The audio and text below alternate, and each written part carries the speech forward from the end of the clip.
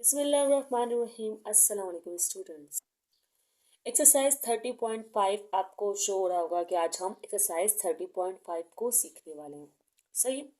Exercise 30.5 सीखने से पहले आपके पास कुछ कॉन्सेप्ट्स होने चाहिए। वो कुछ कॉन्सेप्ट्स तो मैंने प्रीवियस वीडियो में समझाए हैं, जिसमें ट्रिग्नोमेट्रिक फंक्शंस आपने सीखे हैं, लेकिन इस एक्सरसाइज से रिलेटेड भी एक कॉन्सेप्ट है, वो मैं आपको पहले समझा देती हूँ। ठीक है स्टूडेंट्स, पहले आप ये देखिए कि आपको क्वेश्चन में क्या कह रहा है, फिर मैं आपको कॉन्सेप्ट समझाऊंगी ताकि आप लोग का इंटरेस्ट भी डेवलप हो। देखिए क्वेश्चन नंबर 1 में कह रहे हैं from the top of a lighthouse 102 metre high. मतलब कि एक लाइट हाउस है जिसकी हाइट है 102 metre. Measure the angle of depression of the ship is 18 degree 30 minute. How far is the ship from the lighthouse?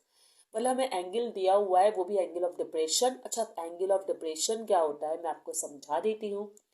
और आपको ये मालूम करना है कि जो शिप है ना, वो लाइट हाउस से कितनी दूर है। ठीक है। अच्छा, पहले हम ये कॉन्सेप्ट कर लें कि एंगल ऑफ डिप्रेशन और एंगल ऑफ एलिवेशन होते क्या है। देखिए एक डायग्राम नजर आ रही है आपको। यहाँ पर एक ऑब्जेक्ट है, सही है। जो ऑब्जेक्ट समझे कि आप हैं, अगर आप ग्राउंड फ्लोर पर खड़े हैं और आप अपने फ्रेंड को देख रहे हैं कि वो छत से आपको आवाज दे रहा है, तो आपको अपना हेड जो है वो ऊपर की तरफ उठाना होगा। तो क्या होगा, आप ऊपर की तरफ जब देखेंगे तो वो एंगल जो बनेगा, उस एंगल को कहेंगे एंगल ऑफ एलिवेशन। इसी सूरत को आप चेंज कर लें। आपका फ्रेंड जो है छत से आपको देख रहा है, ये चलें आप फ्रेंड को छोड़ें, आप जा रहे हैं छत पर और छत पर आप कुछ नीचे की तरफ देख रहे हैं, डाउनवर्ड देख रहे हैं। तो जब आप डाउनवर्ड किसी ऑब्जेक्ट को देखेंगे तो वो कहलाएगा एंगल ऑफ डिप्रेशन। ये डिप्रेशन हरगिज़ वो वाला डिप्रेशन नहीं है जो कि नॉर्मली इंसान को साइकोलॉजिकल पॉइंट ऑफ व्यू से हो जाता है। ठीक है। लेकिन हाँ, उसका मतलब भी यही होता है कि आप डाउन फील करते हैं, और यहाँ भी एंगल ऑफ डिप्रेशन का मतलब यही है कि डाउनवर्ड आप देख रहे हैं। चले यहाँ तक तो ये बात हो गई कि एंगल ऑफ एलिवेशन क्या होता है और एंगल ऑफ डिप्रेशन क्या होता है। अब जरा बात करते हैं कि कौन से एंगल्स जो हैं वो बराबर होते हैं। फॉर एग्जाम्पल मैंने यहाँ पर ड्रॉ की पैरेलल लाइंस। आपको पता है जब पैरेलल लाइंस को हम इक्वली इंटरसेक्ट करते हैं इस तरह, सही है, जब इस तरह इंटरसेक्ट करते हैं तो ये वाला एंगल और ये वाला एंगल बराबर होता है। मतलब जो एंगल यहाँ पर होगा वही एंगल यहाँ पर होगा। सही है, इसे कहते हैं इक्वल एंगल्स। सही है ना। इसी तरह अगर मैं इसकी बात करूँ तो जो एंगल यहाँ होगा वो एंगल यहाँ होगा, है ना। अच्छा, ये पढ़ क्यों रहे हैं ये मैं आपको समझा दूंगी। अच्छा, इसको हम जेड रूल भी कहते हैं। देखिए जेड बन रहा है एक तरह से ना, जेड हो तब एंगल जो है इस तरह बराबर आते हैं। अब सवाल क्या है हमारे पास, कह रहे from the top of a tower light house. ये है लाइट हाउस का टॉप। चले मैं यहाँ पर ड्रॉ कर देती हूँ। ठीक है, ये लाइट हाउस है, इसका टॉप है। ओके। अच्छा, अब क्या हो रहा है, measure the angle of depression. अच्छा एक मिनट, पहले मैं एक ट्राइंगल ड्रॉ कर लेती हूँ। देखिए एंगल ऑफ डिप्रेशन जो है ना, वो डाउनवर्ड की तरफ इस तरह बनेगा। यहाँ पर एंगल, यहाँ पे एक लाइन ड्रॉ करें क्योंकि यहाँ पर एक पर्सन खड़ा हुआ है लाइट हाउस के ऊपर और उसने एंगल ऑफ डिप्रेशन बनाया है। तो आपको एंगल यहाँ इस तरह ड्रॉ करना होगा, जो कि क्या है 18 डिग्री एंड 30 मिनट। सही। आपको बताया कि अगर इक्वल पॉइंट पर आकर शिप खड़ी हुई है और शिप से भी कोई बंदा देख रहा है तो एंगल ऑफ एलिवेशन और एंगल ऑफ डिप्रेशन बराबर होते हैं। तो मतलब जो एंगल यहाँ बनेगा वही यहाँ बनेगा। इन शॉर्ट जेड फॉर्म बताई थी ना, जो एंगल यहाँ बनेगा वही यहाँ बनेगा। इसी तरह इसका मतलब एंगल ऑफ डिप्रेशन भी क्या हुआ, 18 डिग्री 30 मिनट हुआ। अच्छा, हमने ये लिखा क्यों, क्योंकि हम ना इस इंटरनल ट्राइंगल को सपोज करने वाले हैं। एंगल ऑफ डिप्रेशन तो यहाँ शो हो रहा है और एंगल ऑफ एलिवेशन को हम इक्वल जो होता है वो इस तरह यहाँ शो कर सकते हैं। ठीक है। अब देखिए जो हाइट आपको दी हुई है वो एक तरह से परपेंडिकुलर लग रहा है आपको, ये राइट एंगल ट्राइंगल बन गया ना। अब इस परपेंडिकुलर में हाइट को आप कह दें, एक कह दें फॉर एग्जाम्पल। सही है। ए आपको दिया हुआ है 102, आपकी मर्जी है ए कहें बी कहें, इससे कोई फर्क नहीं पड़ता। ठीक है। अब ये हाइपोटेन्यूज तो आपको नहीं दिया हुआ। सही है। वैसे ये सी होता है, आपको पता है ना, हाइपोटेन्यूज सी, और बेस को भी फिलहाल बी ही कहते हैं। सही है। अच्छा, यहाँ पर आपको पता है ए बी सी ट्राइंगल का नाम दे दें। इस तरह ये ड्राइंग जो है वो मुकम्मल हो गई। इस ड्राइंग को कॉपी कर लें, ठीक है। अच्छा, अब क्या करना है, अब आपको मालूम ये करना है कि how far the ship is, यही मालूम करना। तो इसका मतलब कि शिप यहाँ पर है और लाइट हाउस यहाँ पर है, तो इसका मतलब ये डिस्टेंस आपको मालूम करना है, मतलब आपको बी मालूम करना है। चलिए पहले कुछ डाटा बना लें। आपको जो हाइट दी हुई है टावर की, ठीक है, हाइट ऑफ टावर, पहले थोड़ा डिटेल में करेंगे फिर जल्दी कर लेंगे क्वेश्चंस को, ठीक है। हाइट ऑफ टावर, जिसे आपने क्या सिंबल दिया है, आपने सिंबल दिया है हाइट ऑफ टावर को ए, और वो बराबर है इस वक्त कितने बराबर है, 102 मीटर की। सही है। लाइट हाउस की height of the light house लिखना चाहिए था मुझे वैसे। चले, एक ही बात है, इससे फर्क नहीं पड़ता। अब आपको क्या दिया हुआ है, एंगल ऑफ डिप्रेशन दिया हुआ है, जो कि है एंगल ऑफ डिप्रेशन दिया हुआ है। चलो मैं लिख लेती हूँ एंगल ऑफ डिप्रेशन, ठीक है, जो कि आपको कितना दिया हुआ है, 18 डिग्री 30 मिनट। अच्छा, ये तो हो जाएगा, एंगल ऑफ डिप्रेशन हो गया, स्पेलिंग सही लिखी है, बिल्कुल सही लिखी है। अब मेजरमेंट एंगल ए हो गया, ये आपको जो गिवन है वो है 18 डिग्री 30 मिनट। ओके। अब आपको जो डिग्री में चाहिए होता है, इससे को आपको कन्वर्ट करना होगा, तो आप कैसे कन्वर्ट करेंगे, मेजरमेंट एंगल ए को आपने क्या करना है, कन्वर्जन आपने सीखा हुआ है। आपको पता है जब कोई चीज़ मिनट में होती है तो उसको अगर आप 60 से डिवाइड कर दें तो वो डिग्री में आ जाती है। तो आपको क्या करना है कि बस 60 से करना है इसको डिवाइड, जब ये करेंगे आप डिवाइड तो 0.5 आएगा, और फिर इनको आप कर लेंगे ऐड। अच्छा, 180 नहीं, ये 80 है, सॉरी मैंने गलती से लिखा है, सही है। फिर आप 18 को ऐड जब करेंगे तो हो जाएगा 18.5 डिग्री। ओके, ये वाली कहानी तो हमने यहाँ पर कर ली। मेजरमेंट एंगल ए भी आ गया है और ये भी आपके पास आ गया है। अब आपको इसको सॉल्व करने के लिए ट्रिग्नोमेट्रिक फंक्शन यूज करना है कि कौन सा ट्रिग्नोमेट्रिक फंक्शन इस्तेमाल करें। देखिए, आपके पास परपेंडिकुलर गिवन है और आपको बेस निकालनी है। परपेंडिकुलर गिवन है और आपको क्या निकालनी है, बेस निकालनी है। तो इसका मतलब ये है कि आपको टैन थीटा लेना होगा, क्योंकि टैन थीटा ही वो एंगल है जिसमें आप परपेंडिकुलर अपॉन बेस को लेते हैं। ये आपको सिखा चुकी हो। इसका होमोफोबिया आपको बताया था कि आप इस तरह कर सकते हैं, टागे पर बैट, सही है, टांगा टांगा टैन थीटा पर परपेंडिकुलर बैट बेस, ठीक है। और यहाँ पर आपको पता है परपेंडिकुलर जो है वो ए के बराबर है और बेस जो है वो बी के बराबर है, सही। अब आपको क्या करनी है, वैल्यूज पुट करनी है। टैन थीटा जो है वो आपके पास 10 है और ये 18.5 आपको डिग्री जो है वो गिवन है, सही, 18.5 डिग्री। और यहाँ पर ए जो है वो आपके पास है 102 और बी जो है वो आपको मालूम करना है। तो इसका मतलब बी यहाँ शिफ्ट हो जाएगा और 10 18.5 यहाँ पर आ जाएगा। अब आपने क्या करना है, कैलकुलेटर का यूज़ करके 10 18.5 आपने मालूम कर लेना है। अच्छा, एक और बात, साइंटिफिक कैलकुलेटर अलाउ नहीं करते, कुछ टीचर्स अलाउ कर देते हैं और कुछ टीचर्स नहीं करते, लेकिन ऑफिशियली अलाउड नहीं होता है, ठीक है। तो आप क्या करें, 18.5 से ये एक ही तो एंगल मेरे ख्याल से अब तक बुक में आ रहा है जो आपको याद करना है। वैसे 30 45 90 डिग्री ये तो आपको याद करने हैं ही, सही है, टेबल में आपको शो कर दूंगी। फिलहाल आप 18.5 को याद भी कर सकते हैं और अभी फिलहाल लिख लीजिए। क्या होगा, बी यहाँ पर आ जाएगा और 102 अपनी जगह पर रहेगा, और 18.5 को जब आप कैलकुलेटर से करेंगे तो आंसर आएगा 0.3346, ठीक है।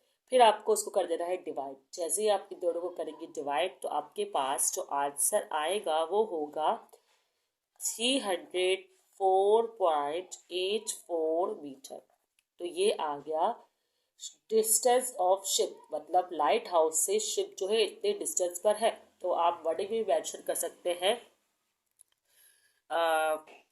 मैं लिख देती हूँ, the ship is 304.84 metre away from lighthouse. ये आपका आंसर आ गया। क्वेश्चन नंबर 1 हो गया, इसमें टाइम लगा है, बाकी क्वेश्चन जल्दी से हो जाएंगे। जल्दी से हम बाकी क्वेश्चन को करते हैं स्टार्ट। अब है क्वेश्चन नंबर 2 आपके सामने, जिसमें कह रहे हैं कि a ladder makes angle 60 degree with the ground.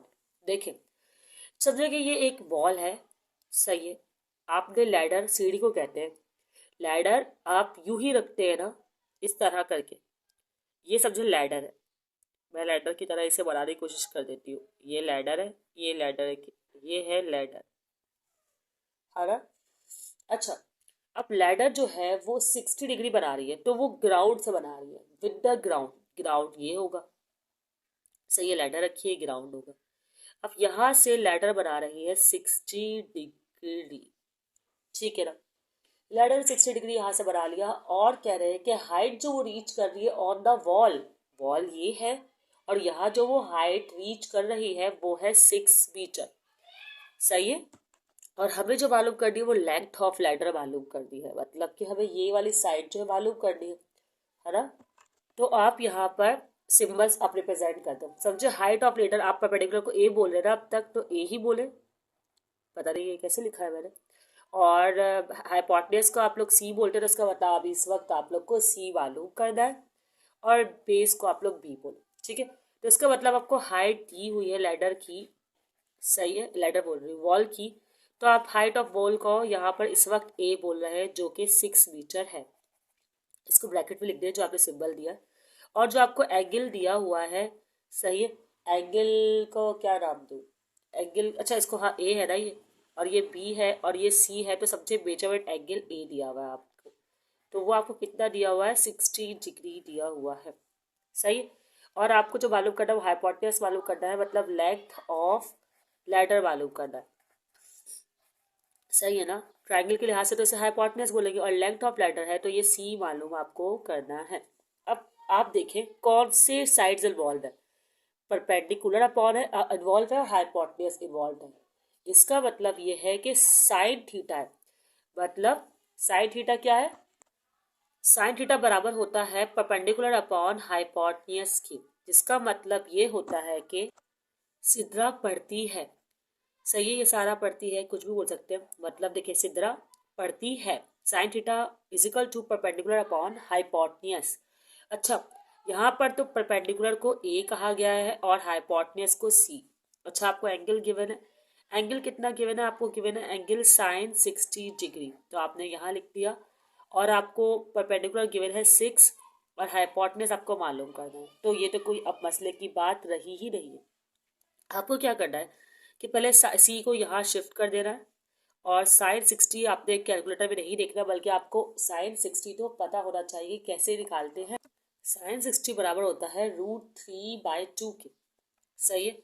और अब हमें ये नीचे लिखना है √3/2, तो मैं डिवाइड की फॉर्म बनाकर √3/2 लिख देती हूँ। देखिए भाई, मैं फ्रैक्शन में लिखूँ या डिवाइड के साइन के साथ लिखूँ, बात तो एक ही है। अब मुझे क्या करना है, अब मुझे ऐसा करना है कि साइन को चेंज करना है, मल्टीप्लाई की फॉर्म में लेकर जाना है। तो क्या करूँगी मैं, सी तो ऐसे ही रहेगा, 6 भी ऐसे ही रहेगा, मल्टीप्लाई की फॉर्म में लिखूंगी तो 2 ऊपर और √3 नीचे, ऐसा ही होगा ना। अब बिल्कुल ऐसा ही होगा। अब क्या करना है, आपको इन दोनों को करना है मल्टीप्लाई, और √3 से करना है डिवाइड। इन दोनों को जब आप मल्टीप्लाई करेंगे तो 6 2 होगा 12, और √3 डिवाइड में है। अब आप √3 निकालें और 12 से करेगा डिवाइड, तो आपके पास आंसर आ जाएगा 6.928 मीटर, ठीक है। क्योंकि ये मीटर में है तो ये भी आपको मीटर में ही लिखना पड़ेगा। तो इसका मतलब लेंथ ऑफ लैडर आपके पास आ गई, जो कि क्या है, 6.928 मीटर। ये मैंने यहाँ पर आंसर मेंशन कर दिया है। क्वेश्चन नंबर 2 हो गया है मुकम्मल। अब जल्दी से स्टार्ट करते हैं क्वेश्चन नंबर 3 को। इसको आप राउंड ऑफ करके 6.93 भी लिख सकते हैं, मैं यहाँ पर मेंशन करती हूँ। अभी मैं स्टार्ट करने वाली थी क्वेश्चन नंबर 3 को, लेकिन बस मैंने कहा ये बता देना चाहिए। सही है, तो यहाँ पर क्वेश्चन नंबर 2 हुआ मुकम्मल। स्टूडेंट्स, अब है क्वेश्चन नंबर 3। इसमें कह रहे हैं find the angle of elevation when, angle of elevation का मतलब ये है कि, अच्छा बताती हूँ पहले मैं एक minute. When a 6 metre high bamboo makes a shadow, देखिए ये एक ट्री है, ये है ट्री, बैम्बो का ट्री, है ना। ये तो मैंने काफी अच्छा ड्रॉ कर लिया। खैर, ये है ट्री और इसका बन रहा है शैडो यहाँ पर। अरे शैडो बनने के बाद, शैडो इस तरह का बनेगा कुछ, है ना। ये ट्राइंगल ही बन गया एक तरह से, ये शैडो बन गया। अब कह रहे हैं कि 6 मीटर हाई बैम्बो है, मतलब कि ये जो आपको लंबाई दी हुई है, ये दी हुई है 6 मीटर, ओके। और इसको भी ज़रा जड़ों को भी, जड़ें वैसे नज़र कैसे आ सकती है शेडो में, लेकिन चलो कोई नहीं, खैर है। ठीक है, 6 मीटर हो गई हाइट। अब कह रहे हैं कि makes a shadow of length, इस शेडो की लेंथ दी हुई है जो कि है 2√3 मीटर। ओके, और आपको एंगल मालूम करना है, वो भी एंगल ऑफ एलिवेशन। अब आपको जो एंगल ऑफ एलिवेशन मालूम करना है वो यहाँ से, क्योंकि आप जो है ना मतलब इस दरख्त के शेडो के लास्ट कॉर्नर पर खड़े हुए हैं, तो ये एंगल ऑफ एलिवेशन होगा जो कि आपको मालूम करना है। आप इस एंगल ऑफ एलिवेशन से यहाँ से देख रहे हैं ऊपर की तरफ। आपको मैंने समझाया है कि जब ऊपर की तरफ देखते हैं तो एंगल ऑफ एलिवेशन बनता है, इसी तरह अगर डाउनवर्ड अगर किसी चीज को ऑब्जर्व कर रहे हैं तो एंगल ऑफ डिप्रेशन बनेगा। ठीक है, यहाँ पर जो परपेंडिकुलर आपने इस तरह ट्रायंगल बनाया उस तरह बनाते तो कोई बात नहीं, मैंने इस तरह इसलिए बना के दिखाया कि ट्रायंगल, राइट एंगल ट्रायंगल किसी भी डायरेक्शन में हो सकता है, इससे कोई फर्क नहीं पड़ता। सही। खैर सन का शेडो भी बन सकता है, ऐसी बात नहीं है। परपेंडिकुलर है इससे मैंने ए कहा एज यूजुअल, जैसे मैं कहती हूँ, और ये बेस है तो मैंने इसे बी कहा। और हाइपोटेन्यूज इसे मालूम नहीं करना, लेकिन ये सी है। ठीक है, और ये ए है ट्रायंगल का, ये बी है ट्रायंगल का, और ये सी है ट्रायंगल का। ठीक है, अब आपको पता है कि आपको जो जो गिवन है आपको उस डाटा को लिखना होगा। जैसे कि हाइट ऑफ बैम्बू गिवन है तो आप लिखेंगे हाइट ऑफ बैम्बू और लेंथ ऑफ इट्स शेडो और एंगल ऑफ एलिवेशन। अब देखिए, आपको हाइट ऑफ बैम्बू गिवन है जो कि है 6 मीटर, मैंने लिख दिया 6 मीटर, ऐसा ही है। Length of its shadow given है जो कि है 2√3 मीटर।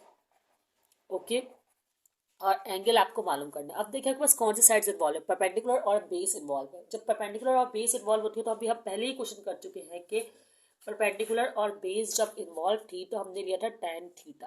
तो अभी भी आप लोग यही करेंगे, परपेंडिकुलर और बेस इन्वॉल्व है तो आप लोग लेंगे tan थीटा और करेंगे सॉल्व।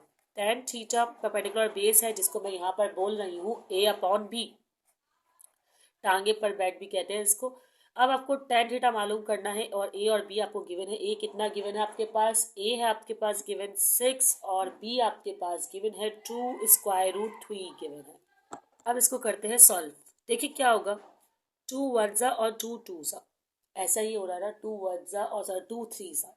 सही है, तो आपके पास आ जाएगा क्या आएगा, हाँ ठीक है, 3√3 आएगा। ओके, तो 3√3 के बाद आपने क्या करना है इसमें। देखिए, एक काम ये होता है, इसे कहते हैं रैशनलाइज। आपको √3 से मल्टीप्लाई भी करना है और √3 से डिवाइड भी करना है। इससे क्या होगा, इससे ये होगा कि ये √3 जो है ना, मैं यहाँ करके दिखाती हूँ, ये बच जाएगा 3√3 और ये √3 जो है वो स्क्वायर में आ जाएगा। सही। अब स्क्वायर से फायदा ये होगा कि ये हो जाएगा कैंसिल और फिर खाली 3 बचेगा, और ये 3 × 3 और ये 3 × 3 भी कैंसिल हो जाएंगे। अब आपको पता लगाना है कि tan थीटा में √3 किसका होती है वैल्यू ना। एक्चुअली होता यह है कि tan थीटा में √3 tan इनवर्स करना है आपने। एक्चुअली क्या करना है, आपने tan इनवर्स करना है, लेकिन आपको √3 आपने याद किया हुआ है कि √3 होता है tan 60। क्या होता है, tan 60।